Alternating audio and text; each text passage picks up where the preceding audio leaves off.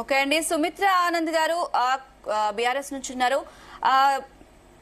మనం చూసుకున్నట్టయితే కొన్ని జిల్లాల్లో మాత్రమే బీఆర్ఎస్ స్పష్టమైన పోటీ ఇవ్వగలిగింది. బీఆర్ఎస్ అంటే గ్రామాల్లో కూడా పట్టు కోల్పోయింది అనుకోవచ్చా? నమస్తే అండి. మీకు ప్యానెల్లో ఉన్నటువంటి జయరాజ్ గారికి, పిబి రెడ్డి గారికి, శివకుమార్ గారికి, ప్రేక్షకులకు అందరికీ నమస్తే. జై తెలంగాణ. లేదండి, బీఆర్ఎస్ పట్టు కోల్పోలేదు. బీఆర్ఎస్ ఎలాంటి ప్రయత్నం చేయకుండా ప్రజలకే వదిలేసినటువంటి ఎన్నిక ఇది. మేము ముఖ్యమంత్రి గారిపై జిల్లాల మా పార్టీ కార్యనిర్వాహక అధ్యక్షులు గాని పార్టీ కానీ ఎవరు చేయలేదండి. ఒక ముఖ్యమంత్రి అయి ఉండి కూడా ఆయన పార్టీ ప్రచారం లాగా గ్రామ సర్పంచుల ఎన్నికలను కూడా ఒక పార్టీ ప్రచారం లాగా జిల్లాల పర్యటన చేస్తూ ఆయన మాట్లాడిన తీరు అదంతా చూసిండ్రు. ఇది కాంగ్రెస్ గెలుపని నేను అనుకోనండి. ఏది 50% కూడా వాళ్ళకి రాలేదు కదా. మొత్తంగా చూస్తే ఒక 50% కూడా అధికారంలో ఉన్నారు. 2 సంవత్సరాలు 50% కూడా చేరుకోలేరు అని అంటే ఇది ఓటమిగానే భావించాలండి. స్వయంగా ముఖ్యమంత్రి గారే ప్రచారంలోకి రంగంలోకి దిగినా మంత్రులందరూ రంగంలోకి దిగి అధికార పక్షమై ఉండి కూడా వాళ్ళు సగానికి కూడా చేజిక్కించుకోలేకపోయిందంటే ఇది వైఫల్యమేనండి, ఓటమే. 2 సంవత్సరాల పాలనలో వాళ్ళు ఏదైతే అబద్ధాలతో అధికారంలోకి వచ్చిండ్రో బీఆర్ఎస్ ను దశాబ్ద కాలపు పాలనను తప్పుబడుతూ అలాగే అప్పులప్పులని అబద్ధాలు చెప్తూ కేంద్రం చెప్పిన లెక్కలు గాని ఇతర లెక్కలు గాని పరిధిలోకి తీసుకోకుండా అప్పులనే దుష్ప్రచారం చేస్తూ ఖాళీ కుండలు ఉన్నాయని చెప్పి ప్రచారం చేస్తూ ఏం చేయలేకపోతున్నామని ప్రచారం చేస్తూ ఇవాళ ఈ గ్లోబల్ సమ్మిట్ ఖర్చు పెట్టిన తీరు చూస్తా ఉన్నాం కదా. వాళ్ళు అనుకున్న దానికైతే వాళ్ళు ఎంతకైనా తెగిస్తారు. అప్పు బుట్టట్లేదు, చెప్పుల దొంగలాగా చూస్తా ఉన్నారని చెప్పినటువంటి వాళ్ళే అటు వైద్యానికి ఆరోగ్యశ్రీ సేవలు మళ్ళీ నిలిపివేసే పరిస్థితి, అటు ఆరోగ్యశ్రీకి ఇస్తామన్న నిధులు ఇవ్వకుండానే అన్ని రకాలుగా ఆరోగ్యానికే పట్టించుకోవడం లేదు కాంగ్రెస్ ప్రభుత్వం. ఆరోగ్యశ్రీ నిధులు ఇవ్వడం లేదంటే ఇంకా ప్రజలు ఎట్లా విశ్వసిస్తారు కాంగ్రెస్ ను? ఇట్లా చేస్తూ వీళ్ళు చేస్తున్నటువంటి దుబారా చూస్తా ఉన్నారు. 30 కిలోమీటర్ల ప్రయాణానికి హెలికాప్టర్ లో ఆయనను నటుని తీసుకొస్తారండి, చిరంజీవి గారిని, ఆ గ్లోబల్ సమ్మిట్ కు. అది గ్లోబల్ సమ్మిట్ లాగా లేదు, ఒక సినిమా సమ్మిట్ లాగా ఉన్నది. చూస్తా కదా వాళ్ళు చేస్తున్నటువంటి విధానాలతోని ప్రజల్లో వ్యతిరేకత ఉన్నదని స్పష్టంగా కాంగ్రెస్ కి అర్థమైంది. ఆ కారణంగానే కేవలం ఆ 3,000 కోట్లు కేంద్రం నుంచి రావాల్సినటువంటివి సాకుగా చూపించి స్థానిక సర్పంచ్ ఎన్నికలకు అటు బీసీలను మోసగించి మొట్టమొదటిగా సర్పంచ్ ఎన్నికలకు ఎందుకు పోయినారంటే పార్టీల సింబల్ లేని ఎన్నిక, మరి గుర్తులతో ఎన్నికలకు పోతే మరి పరువు పోతుంది అనేటువంటి భయంతోని ముందుగా సర్పంచ్ ఎన్నికలకు పోయినరు.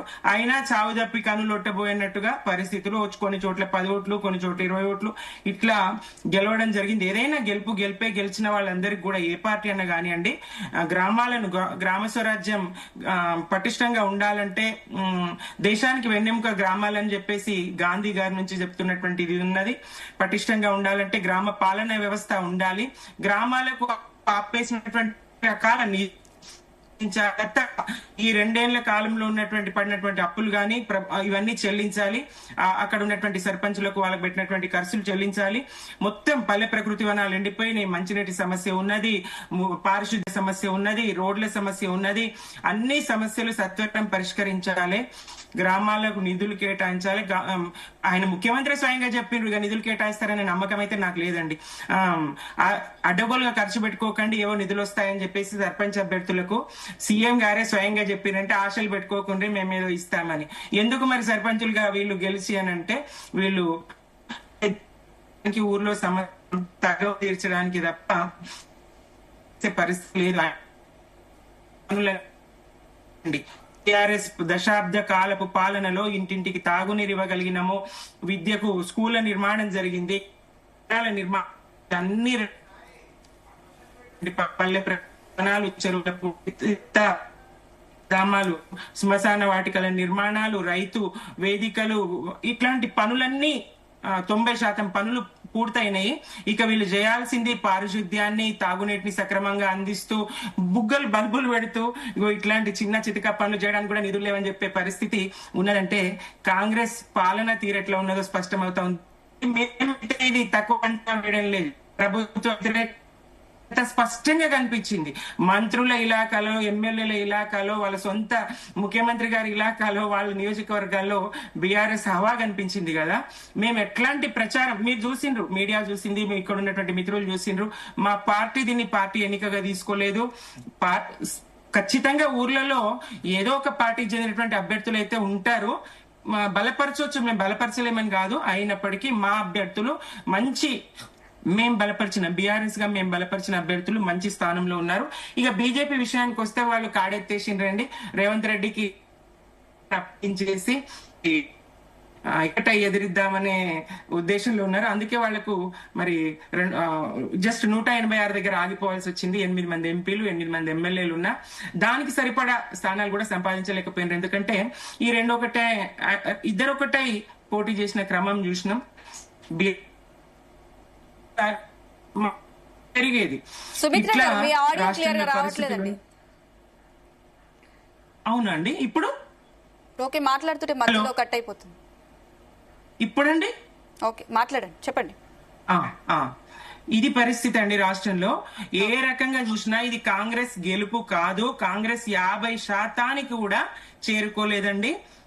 బీఆర్ఎస్ ఎలాంటి ప్రచారం లేకుండా, ముఖ్యమంత్రి ప్రచారానికి 50% కూడా చేసుకోలేదు. కూడా ఎలాంటి ప్రచారం లేక మంచి స్థాయి మేము పొందగినాం.